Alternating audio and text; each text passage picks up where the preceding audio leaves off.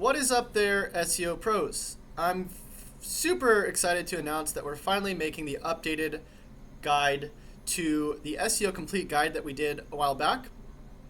So this is a free guide that we have on YouTube. If you guys like free things, make sure you leave a like on this video. And if you have any questions or comments, make sure you leave that in the comment section of the video at the bottom. Also, we have a great SEO group on Facebook. You can go ahead and join.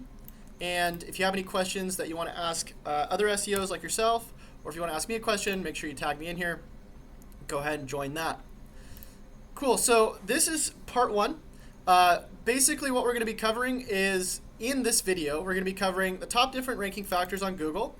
We're going to be covering where SEO is today, the difference between white hat SEO and black hat SEO, different SEO acronyms, where to start if you're brand new, learning resources, SEO tools, and what's next and what's to be expected for the rest of these videos. So this will be a recorded series. This is live right now. We will be doing the next videos live so you can interact with them live.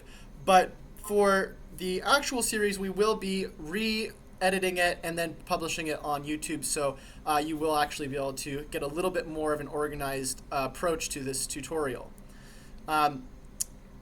Just to give you guys a glimpse into what's to be expected next, we're going to be talking about, after this video, we're going to be talking about local SEO, national SEO, e-commerce, reporting, SEO roadmaps, managing an agency, generating clients, and pretty much everything you would want to know around SEO. So if you guys are excited about this and you are in the chat, make sure you leave a 1 in the comments so I can know that you are also excited. And if you are just joining in, welcome back. We got Darren saying, hey Chase, what's up Darren? Ariane saying, hey Chase. What's up SER Toby? Hi Chase. Cool, so basically we're just going to dive right into it. First we're going to start talking about the top ranking factors on Google and talk about Google's core algorithms. Now if you do have any questions, make sure you leave them while we're live. If you don't catch this video live, just make sure you come back and leave a comment so you can ask a question. And actually, before we dive into it, let me just give you guys a little bit of information about myself. If you have no idea who I am, most of you guys right now probably do know who I am because you came from the SEO group. But for those of you who don't, my name is Chase. I've been doing SEO for about 3 years and have currently the highest amount of 5-star reviews as an SEO on Google. Not that that matters, but it's just a qualifier. I have a website that's generating around 9,000 clicks every few months now for SEO related queries. I run an agency and I have about 6 or 7 clients right now that are doing pretty well, which I do live reporting on, live tutorials on as well on the YouTube channel. The YouTube channel also, besides this video, has about 500 other videos. So if you want to go and watch those, you can. But either way, this should be a pretty good start to figure out where to go next. As far as other things that I've been able to achieve, I've been able to rank for a lot of stuff locally. I mainly started out locally and was able to rank for different queries around my city, like SEO, computer repair, iPhone repair, all that kind of stuff. And then I started going into more national type stuff, like trying to rank for things like white hat SEO and stuff like that. So that's just a little bit about me. I always like to say a little bit for people who have no idea, just so I can have some qualifiers going there so people have an idea. So let's get into it. We got the top ranking factors on Google, and we're going to be talking about the different core algorithms. So Google has a few core algorithms that it's mainly running off of right now, and they have different names. So let's just open up our handy notepad. So first of all, we have Penguin, which is what a lot of people talk about the most, mainly because they don't directly talk about it, but it's basically link building. Now, we're going to also be talking about concepts around SEO and whether or not certain things are white hat or black hat. At the end of the day, whether something's white hat or black hat doesn't really matter. What matters is results, and also, are you creating liabilities or are you creating assets? Mainly, things that are created around black hat SEO are liabilities. There's very few things that you're going to be creating around black hat SEO that are going to be assets that are long-term that won't turn into liabilities. But we'll talk about that later. So Penguin. Penguin is an algorithm that was created by Google, of course, or by somebody at Google, which targets link building, or links. So this really has to do with mainly like manipulation around links. So for instance, things like anchor text, if you guys are familiar with that, you know, how many links you have, types of links, what else, you know, number of links, you know, PBN, stuff like that. So at the end of the day, links are a ranking factor. So we're just going to put that here, ranking factors. Links are a ranking factor. We know that for sure. Now, whether or not a certain link will be more beneficial than another link, links are a ranking factor, is you know, something that we can't really tell. Google used to penalize websites for having bad links. Now, if you have a bad link coming to your website, you won't actually know whether or not that link is bad. You're just going to get a no value, basically. So Google had a recent update that makes it so that links are something that you can actually tell whether or not they're going to give you a penalty. So that's pretty unfortunate, right?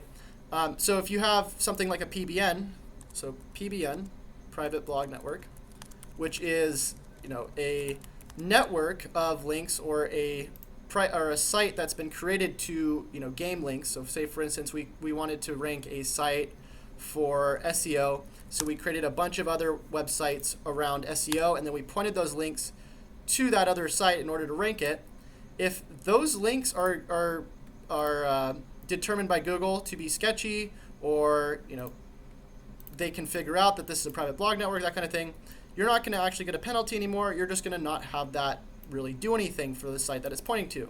So that is a liability. The reason why is because you could create a bunch of content, create private blog networks, whatever, and not actually get any benefit from it. So our whole purpose of SEO really is to create assets, because at the end of the day, we want to create long-term organic growth.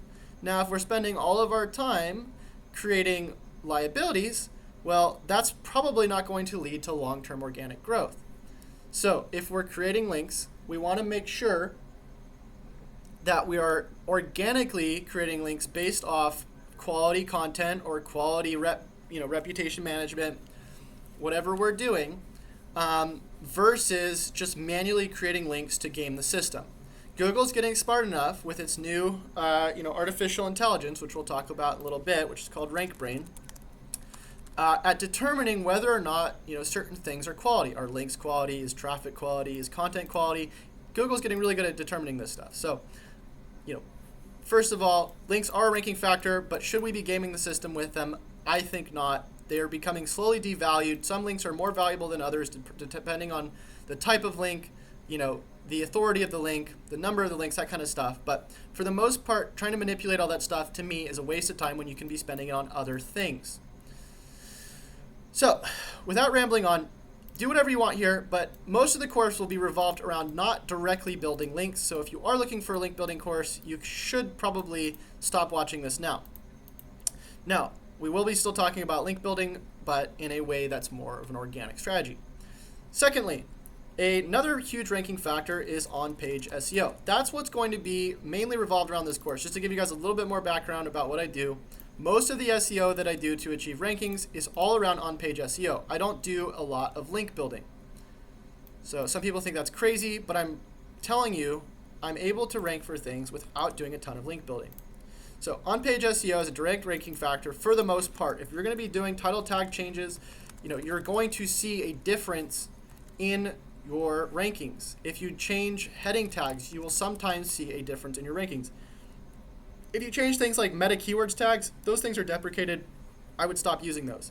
So we will also be talking about what, you know, are some of the main ranking factors with on-page SEO, and then also what are the main ranking factors around local SEO, national SEO, that kind of thing.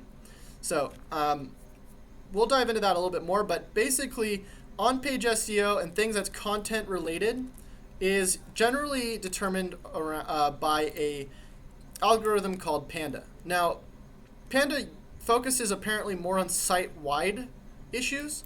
So say, for instance, you had a bunch of meta descriptions missing, you had a bunch of duplicate content or thin content, low quality content, that kind of stuff.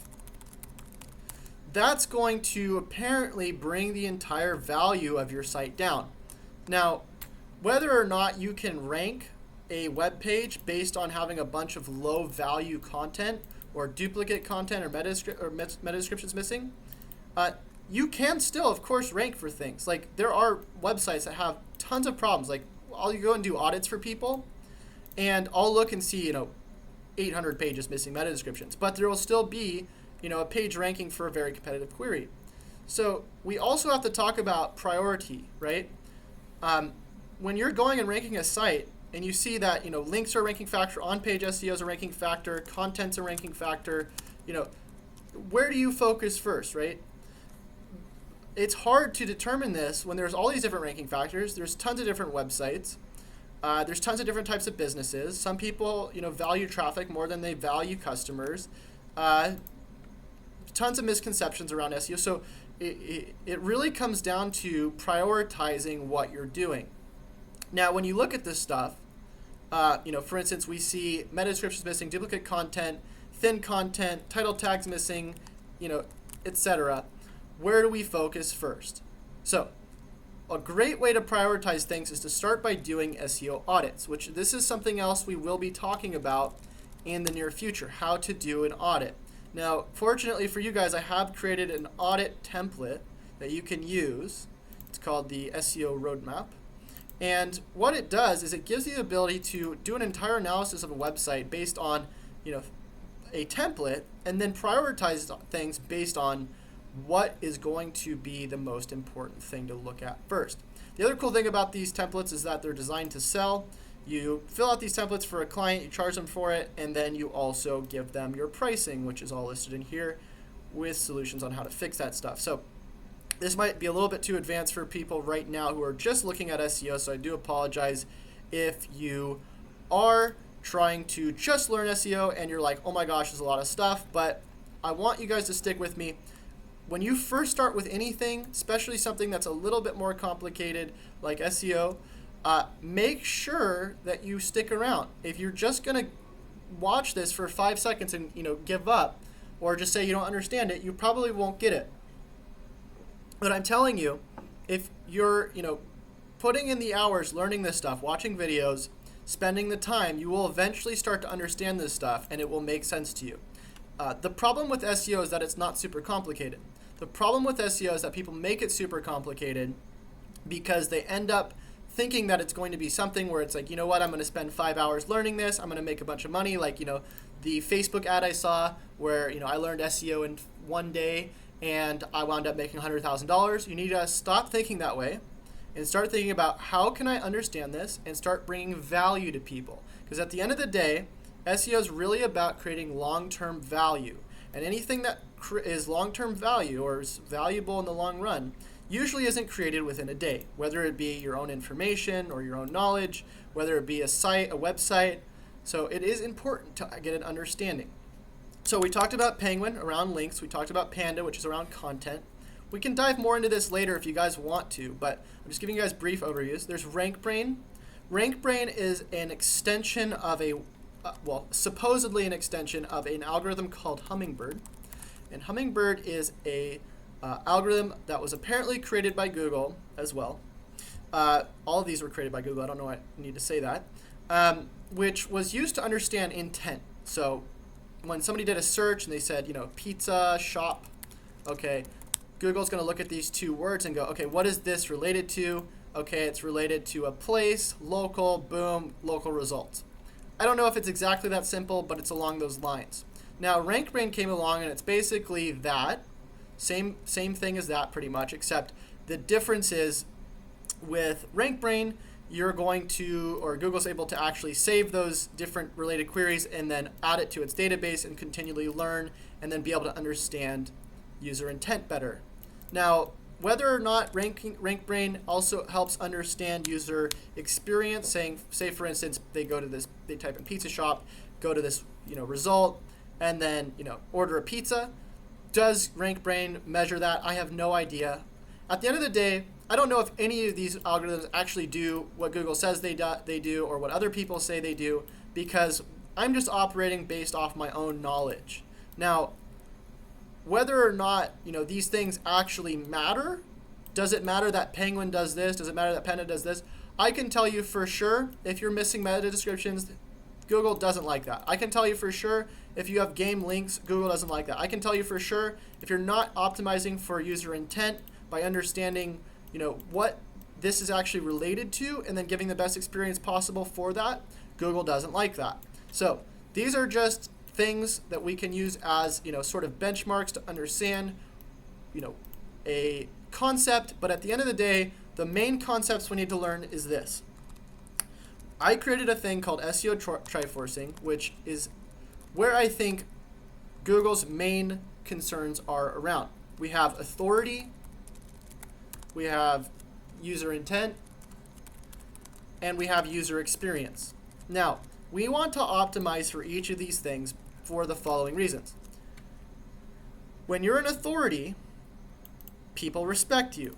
When you understand what the intent is of those people, they respect that because they want to be understood. And then if you give them the best experience possible based on that intent and in a way that is extremely authoritative, they also pretty much get the whole package. Now, how that plays into these different things is in a variety of ways. Authority could mean reviews, it could mean links, it could mean content, it could mean having a huge Facebook following, so on and so on. But at the end of the day, if you can tap on these main things, generally you will win without thinking about how can I manipulate this, meta descriptions, this, into how do I actually help people.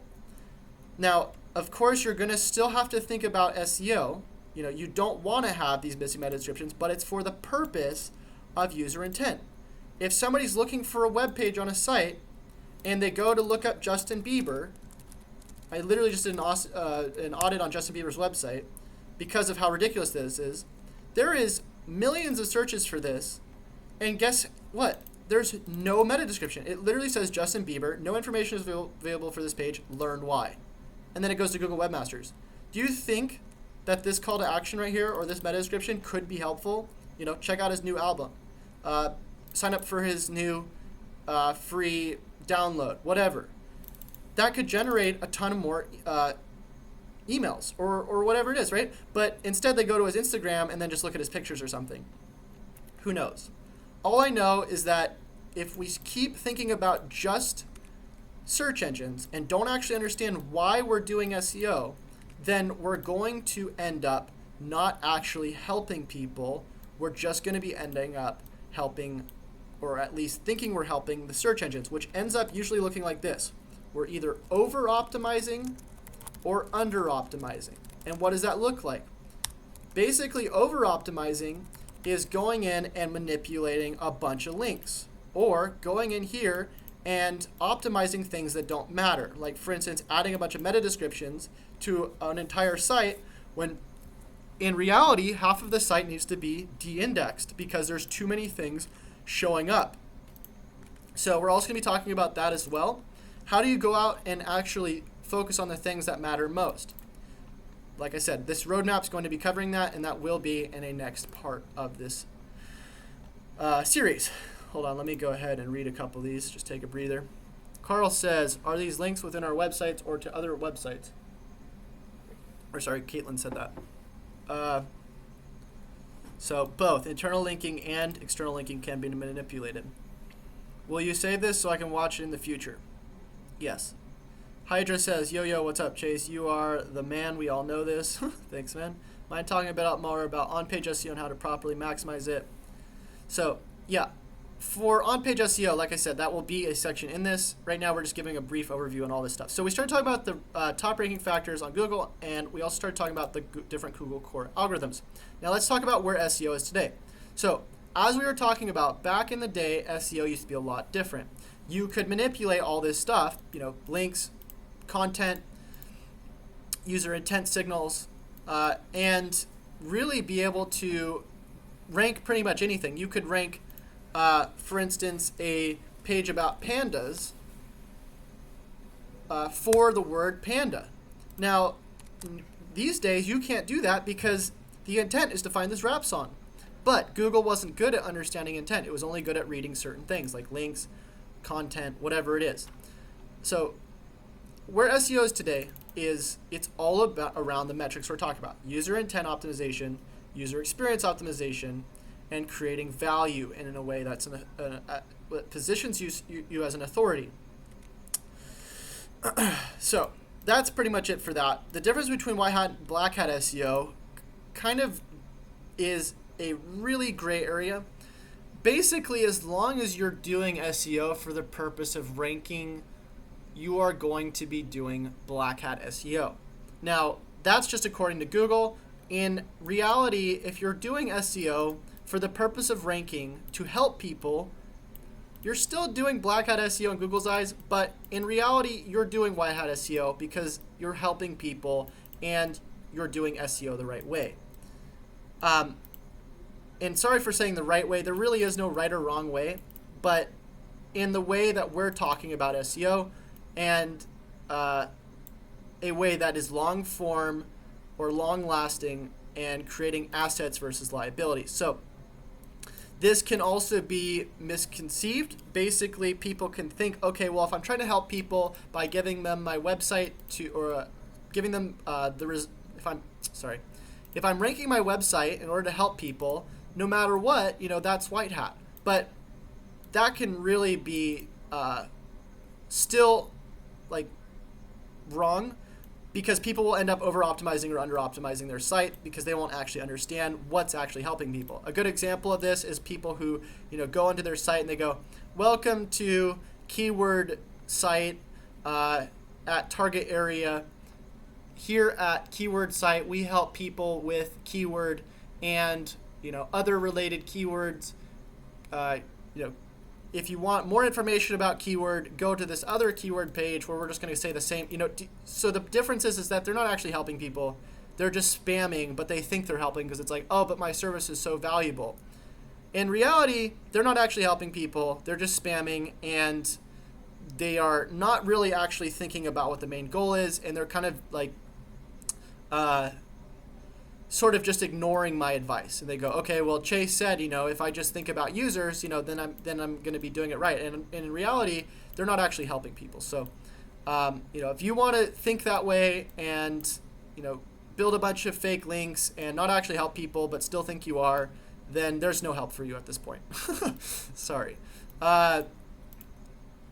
So as far as white hat and black hat SEO, if it seems sketchy and it seems like you're not actually helping people and you're not actually creating long-term value, then it's probably not worth doing. Now, if you have no idea what to do for white hat SEO and you think that the only way to actually create value is by building links, then just keep watching this series. I'm going to show you a ton of ways to actually end up helping people, which are somewhat automated and may seem a little sketchy, but actually at the end of the day, they are still creating a ton of value. A great example of this is like expert roundups, where you can get a ton of people to respond to an automated email and build an entire list of ideas, which is still very automated and would seem black hat, but is actually not.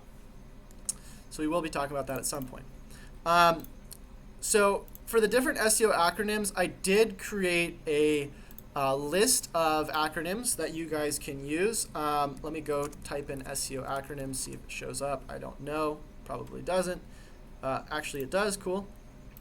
So if you go here, and I'll leave a link to this in the description once I, put this in the description. We have a ton of different things that you can go and read over. So we'll just go over the basics like alt text. So alt text tells screen readers what the picture is about. It's a small ranking factor. Anchor text is clickable words within an attached link, small ranking factor. And I actually have a video, so you can just go ahead and watch that with an explainer of all the different acronyms that are in here. But the ones that you really want to know the most are probably like CTA, call to action, a term used to describe where you can point your visitors. So call to action is basically something like this. In all of your valuable trafficked pages, you should have some sort of call to action. So a good example of this is like, your home page. If you don't have a call to action there, and generally you want this above the fold, you'll hear that a lot in SEO or in online marketing. You need to have your call to action above the fold. If you hear that, it means you need to have it before people have to scroll. And the reason why is because if people can see your call to action before they have to scroll down, there's a higher chance that they'll convert versus if it's lower down. And generally, you can have multiple call to actions per page, but you want your most valuable one at the top. You can have other ones within the page as well, but this also really comes down to your value ladder. If you're unfamiliar with what a value ladder is, let me bring out my beautiful drawing skills right now. So a value ladder is this little, well, it's actually, it should be called the value steps because this isn't really a ladder, it's more of a steps. So your value ladder is your different steps of the journey through the buying process. First, they start out with your free content. Let's take, for instance, this video. You guys are watching this video and you're going, wow, Chase knows a little bit about SEO. Let me see what his next step is. So within this video, I actually already mentioned the next step earlier on in this video. This SEO roadmap is paid for. If you guys want to get it, you can go ahead and get it within the link in the description. There you go. I just took you to the next step. So you go and you go, okay, I just watched this video. I think I want to keep following along, learn this SEO roadmap. I'm going to go ahead and sign up for Chase's $49 a month SEO mastermind. Within that, I get the SEO template. I get bi-weekly webinars, whatever else is in the mastermind. Then you go, okay, great. So now I'm here. Now, at any point in the journey, people can drop off, right? At free, you could drop off. At template, you could drop off, not buy anything, keep going up the steps. That's fine with me because at every different step, I still get value, and I'll show you what that is in a second. So at the next step, we have, let's say you want to go and buy a course. So I have, complete guides. You go and buy the Nexus bundle for $1,000. I don't know, whatever it is. Whoops, that said $1,800. We have lower barrier to entries as well. We have the $300 courses, which you just buy one. The Nexus gets you 5 courses plus the whatever else. Or you go ahead and get, coaching. We have coaching. And so most people don't know about all these options, to start out with because, they haven't heard about me, or they're just watching a free tutorial, or they don't have the money. So they just, go do something, learn more free tutorials, whatever it is. But the point is that, I have different value ladders created for every different step. And the cool thing is I can cross-promote these ladders now, right? If I'm advertising my free content on Facebook, I could cross-promote the SEO template for people who are in there. Or if I'm at the, doing a free YouTube video, I could cross-promote the Facebook group and then remarket there. But the point is that you create all these different value ladders and you create these different barriers to entry so that you can continually take people up and then also remarket. So there could be some of you who've actually seen my content before, and then you end up watching this video and go, okay, this is the video that's selling me on the mastermind. I'm going to go get that. Or this is the video that's selling me on the Nexus bundle. I'm going to go get that. And so what's cool about that is, the more times people watch your stuff, the more they end up going to buy. So that's why it's so important at these different free steps. You always mention 2 different call to actions. You mention your bought content, buy the audit, buy the checklist, whatever it is, and then you mention a free thing, get a free invite, so that you can remarket to people later. So this might seem confusing right now, but trust me, as we talk about this more, it's easy to set this stuff up. It's really just about, thinking about basic marketing psychology, knowing that most people who see something for the first time don't end up buying, they end up buying later on. So that's the call to action. That's a long-winded explanation of CTAs. We could go on a lot more about it, but we'll just keep going through this. So some other ones you're going to want to know about is CRO, so that stands for conversion rate optimization. That's actually going into a site and optimizing it so that it gets more conversions, so like changing the call to action, doing conversion tracking. We have different types of SEO. We already talked about white hat, black hat. There's gray hat, which basically is in the middle of white hat and black hat, as you can imagine. There's different types of things like PR, which stands for page rank, which might be important. But overall, the main ones, local SEO, national SEO, schema markup. I would just go through this and read it. We won't spend too much more time on it. So we're going to also talk about where to start if you're brand new. So as I mentioned before, we have a free video series we're creating right now. We also have a bunch of videos that are already on the channel. There's also SEO courses. If you want to take SEO courses that are more step-by-step that I've created for specific things like how to get SEO clients, the SEO triforcing method, how to create those controllable assets, local SEO, beginner to advanced SEO, and then SEO for affiliates. Now, some people ask me what are the difference between these courses and the courses that are free on the YouTube channel.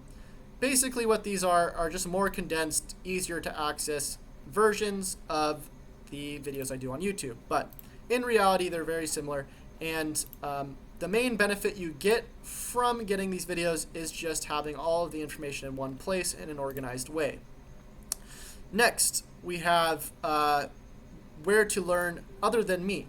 So some of the ways I like to spend a lot of time learning is within Facebook groups. The White Hat SEO network that we have is a great group. There's other groups as well that you can join if you just do some searching. Another good resource would be looking at things like Brian Dean. He teaches a lot of really good principles and concepts around SEO. However, some of the stuff is limited in like how technical it is. A lot of this stuff's really good, but if you're looking for really technical information around SEO, I would probably follow somebody more like Bill Slawski, who actually breaks down patents around SEO. Another great way to learn about SEO would be to start following updates, because really it's not going to be important to learn all of the past history around SEO. That's going to take way too much time, and most of it doesn't even matter anymore. So what I would do is follow somebody called Rusty Brick, whose other name is Barry Schwartz, and he covers all of the recent news around SEO, whether it be local, whether it be their updates, that kind of stuff. Really good to watch this stuff. If you have the time, all these are like 8 minutes each. Watch this stuff. He's been covering updates for like the last 20 years. He doesn't get many comments on his channel either, so I'm sure you can ask him questions. He's constantly making these videos, so this is a great resource to stay up to date. Other than that, for SEO courses worth taking, other than mine, I would say, really just spend the time figuring out what you want to start with first, and then spend your time following people who really know a lot about that subject. So if you're really wanting to get into local SEO and you're brand new, which is what I recommend most people start with local SEO and learn a bunch about local SEO. Say, for instance, I wanted to only specialize in local SEO moving forward. What I would do is I would just start reading things around local SEO news, and I would figure out what is going on around this. Where are people getting most of their rankings? I would start reading about it and researching. Now, if you want to go into national SEO or e-commerce SEO, I would pretty much do the same thing. The most important thing that you can do, really, is 1, experiment with your own sites, but 2, follow up-to-date information. Don't follow people who've been, talking about SEO that's related to something that's like 5 years ago, like people who are still talking about building, PBNs. So that's another part about learning, is you really want to find people who have 2 things. 1, they're extremely transparent with what they do by really showing, actual case studies, showing results, showing like how they're actually helping people.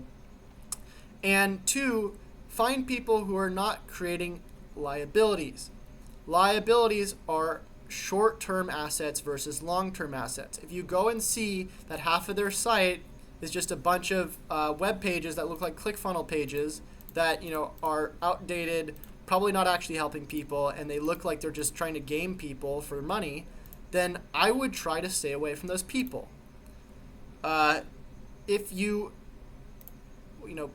want to follow those people, because that's the type of person you want to be the person who goes out and gives people information but then doesn't actually do anything, doesn't have clients, isn't transparent, doesn't actually create anything, doesn't actually help people except just talk about what they do, then follow that person and become that person. But there's a very large percentage of people right now who consider themselves social media marketing experts or SEO experts who might know a lot about what they do, but they don't actually do anything. So whether or not people are doing things is sort of biased. But if you can't get a single website that somebody's worked on and look at that and actually see what they've done, then there's a problem there. And that's why I literally will record what I do for clients and then post it on YouTube. I ask them, I say, I'll give you a discount if I can post this on YouTube because I want to show people how transparent I am. That's why I do these audits live for people. So that's that. One of the things I also want to say is, the people who do live streams, they do screen records of what they're actually doing, and they're not afraid to talk about what they do. Those people are also usually pretty transparent. Those are the type of people I would recommend following. Cool. So let's sort of finish a couple more here, and then we will go on to the next series in the near future. So we're going to talk about SEO tools. Now, a common misconception is that you need to spend a ton of money on SEO tools. This is not the case. If you have $10, I would spend it on hosting over a tool. And the reason why I say that is because when I first started, I had literally no tools, and I was able to rank, websites basically as well as I can rank them now. Now, that's not to say that I was bad before, but I just understood that, Google really is looking for really basic principles. They're not looking for how can I manipulate this keyword to be the best keyword possible. They're not looking for how can I, or what's the best link? How can I, automate my link building? What they're looking for is, is the content this person's creating targeting what people are actually looking for around that concept, and is it giving them that content in a way that makes sense? Now, the biggest mistake I made when I started out was not creating or not buying SEO tools. The biggest mistake I made was not understanding how marketing works. So the way marketing works kind of goes back to this value ladder. When you create assets, you want to funnel people to something you control.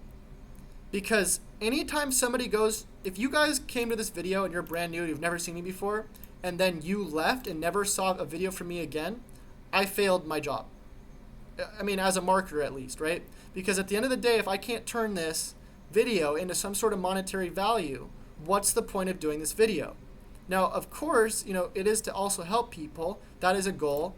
But in order to really help people, you need money to be able to drive more traffic or drive, more people to understand your concepts.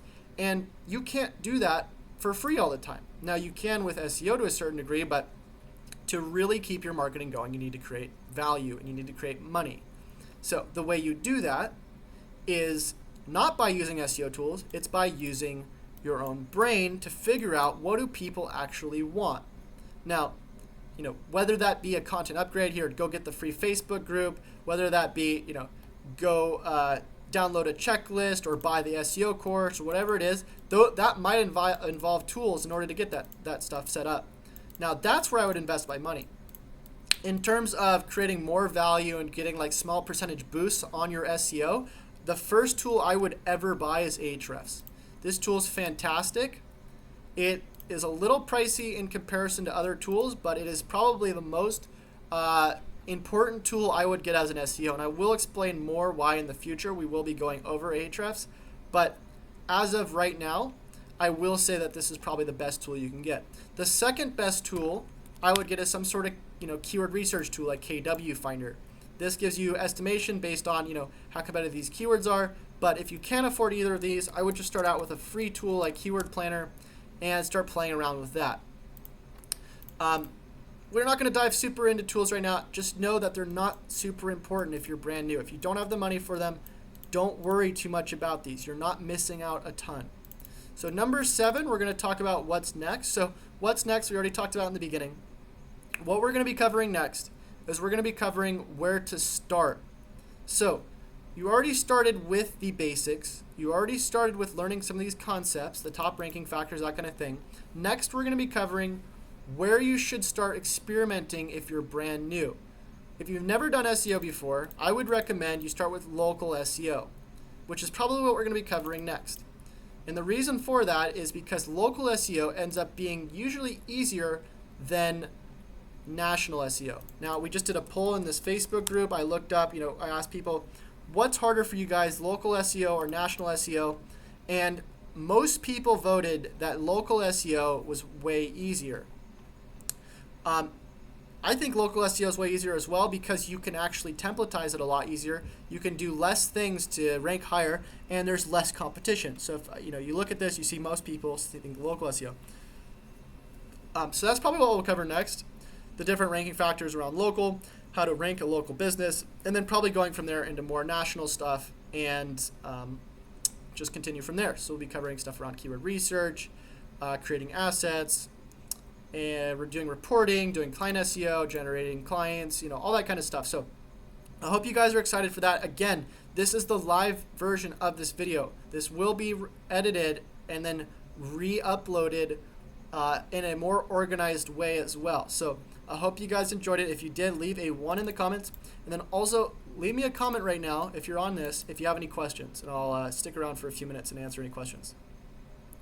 We'll just read some of these while we wait. Won't Black Hat SEO bite you in the butt in the long run once they fix or figure out Black Hat?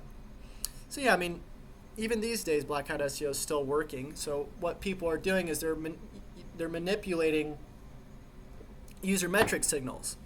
So they're getting a bunch of people to go click on a website or watch a video for high average session duration because they know that that's a ranking factor. There's always going to be Black Hat, but that's why Google keeps changing its algorithms, right? Chase, got time to give me one of my local sites a quick look over for on-page SEO? So yeah, not in this series, but I probably will do another free audit giveaway at some point. I don't think very many people share good info, bro. You are by far one of the best people to actually tell. Thank you. Agree. You, Backlink, Income School are my faves. Income School shows all their site analytics. Yeah, they're pretty cool. Will you upload this so I can watch later? Yes. Isn't local best for brick and mortar? I am doing this for myself and online biz only for now. When I started doing online SEO, I was getting calls from people looking for the store. Yes, I mean, brick and mortar, you would definitely want to do local SEO for that. SEO Toby says 1. Sweet. Hydra says, I'm getting what you did. I'm trying what you did. Going to try and rank 1 for local SEO and a repair shop's website I run. If I can pull that off, then I'll move to the next part. Yeah. So that's generally how most SEOs start. And like I said, I will be covering how to sort of replicate that process as well. Cool, guys. So like I said, stick around for the next series. If you want to get updates on it when I go live for the next part of the series, make sure you go to getfreeupdates.com. And this is my website. This might seem spammy, but I found this URL. I was like, oh, this is a great URL. And basically, or domain, basically what you're going to do is just click on this little button. And when you press allow, what that's going to do is it's going to enable push notifications. So when I do go live, I'm going to send out a push notification so you guys can get notified the minute I go live, or like a few minutes before, on your computer. Whether or not your browser's open or not, it'll just show up with a little notification here. You just click on it, it'll bounce you over here, and you can start watching the live series. Calgary says, how do you rank multiple keywords for local maps? So that comes down to a few things. On-page signals. It also comes down to categories. It also comes down to reviews. It also comes down to what is the actual intent for that business and that search. Will that business be able to rank for those multiple keywords, or is there no actual intent for that type of query, or for that type of category to actually have that many different types of the best way to do it is to look for what competitors are ranking for and then follow what's already working in a way that you're creating more value than them. Caitlin says, thanks. Thank you. BMW says, my local competitors are using virtual offices. So yeah, that is not allowed. You would probably want to report them if you could. That's a great domain name, probably worth a lot. No, I actually found this for like $3. I was like, what? Hydra says, thanks for your time. Oh, you gave me $5. Thank you. Thank you. Douglas donated $5. Thanks, guys. I love getting super chats. All right, guys, I'm going to sign off. I look forward to seeing you on the next part of this series. And if you could, make a post in the Facebook group and let me know what you think about the series so far so other people can see it as well. All right, guys. Until next time, happy SEOing.